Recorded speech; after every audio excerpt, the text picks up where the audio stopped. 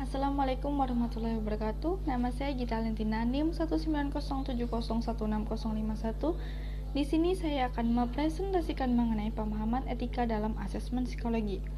Yang pertama, mengenai batasan-batasan yang harus diperhatikan seorang psikolog maupun ilmuwan psikologi dalam melakukan asesmen psikologi. Batasan-batasan yang harus diperhatikan dalam melakukan suatu asesmen tercantum dalam Kode Etik Psikologi pasal 62 bab 11 yang berbunyi ayat 1, psikolog dan ilmuwan psikologi melakukan observasi, wawancara, penggunaan alat instrumen tes dengan kategori dan kompetensi yang ditetapkan untuk membantu psikolog maupun ilmuwan psikologi melakukan pemeriksaan psikologis. Ayat 2. Laporan hasil pemeriksaan psikologis yang merupakan rangkuman dari proses asesmen, saran, ataupun rekomendasi hanya dapat dilakukan oleh seorang psikolog, termasuk kesaksian forensik yang memadai mengenai karakteristik psikologis seseorang hanya setelah psikolog yang bersangkutan melakukan pemeriksaan kepada individu untuk membuktikan suatu diagnosis yang ditegakkan. Ayat 3.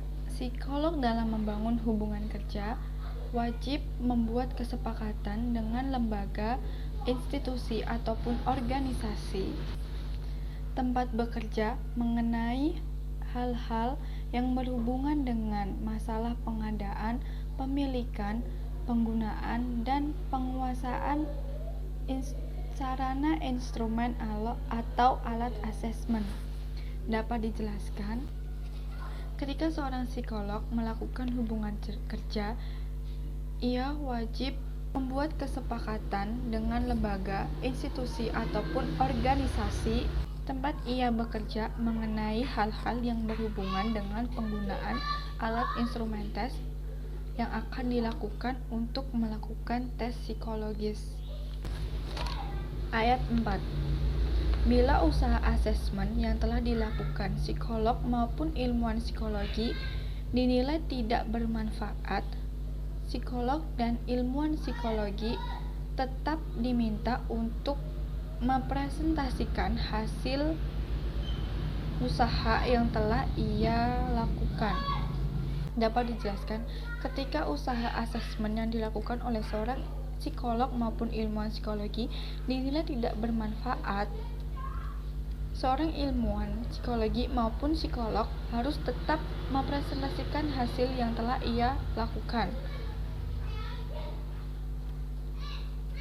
guna untuk mendokumentasikan usaha yang telah ia lakukan. Pembahasan nomor 2 membahas mengenai hal-hal yang berkaitan dengan instrumen asesmen yang harus diperhatikan dalam proses asesmen. Hal-hal tersebut dapat diperhatikan dalam buku Kode Etik Psikologi bab 11 pasal 63 yang berbunyi ayat pertama mengenai konstruksi tes, validitas, dan reliabilitas. Pembahasannya sebagai berikut. Ayat pertama A membahas mengenai ayat pertama A dapat dijelaskan ketika seorang psikolog maupun ilmuwan psikologi melakukan suatu instrumen, populasinya harus sesuai dengan populasi yang sudah diujikan dengan validitas dan reliabilitasnya.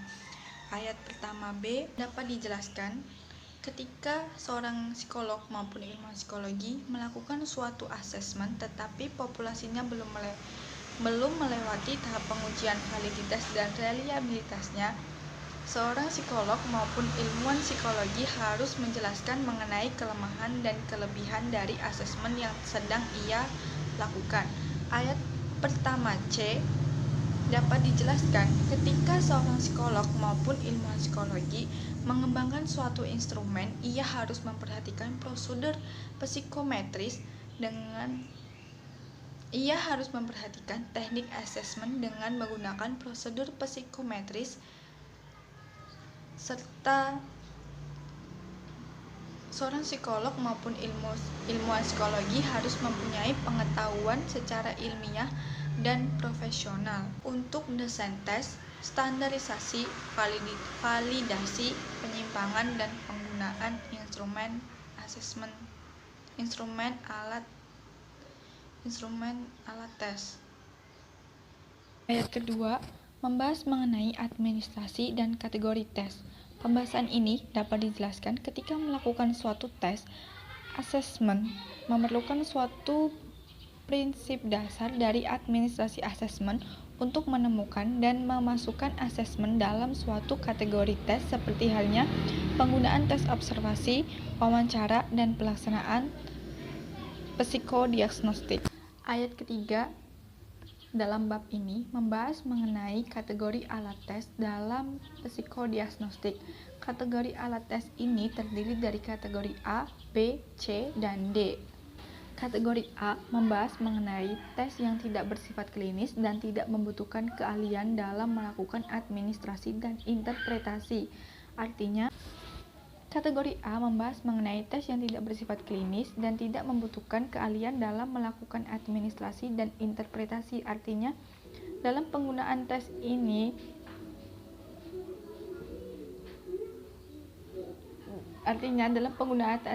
siapapun bisa menggunakannya, bahkan ia yang tidak mempunyai latar belakang seorang psikologis. Kategori B membahas mengenai tes yang tidak bersifat klinis tetapi membutuhkan suatu pengetahuan dan keahlian dalam administrasi dan interpretasi. Artinya, penggunaan tes ini meskipun tidak digunakan untuk tujuan klinis, tetapi membutuhkan pengetahuan dan keahlian dalam melakukan administrasi dan interpretasi. Maka dari itu diperlukan pelatihan untuk arahan penggunaan tes. Kategori C merupakan tes yang membutuhkan pengetahuan mengenai konstruksi tes dan prosedur yang didukung oleh berbagai pengetahuan dan pendidikan psikologis, sehingga seseorang yang akan menjadi penguji tes harus mendapatkan pembekalan secara individu dan harus didampingi untuk proses pembelajaran sebelum menggunakan tes ini. Kategori D merupakan tes yang membutuhkan pengetahuan mengenai konstruksi tes dan didukung pengetahuan dan pendidikan psikologis seperti statistik dan perbedaan individu.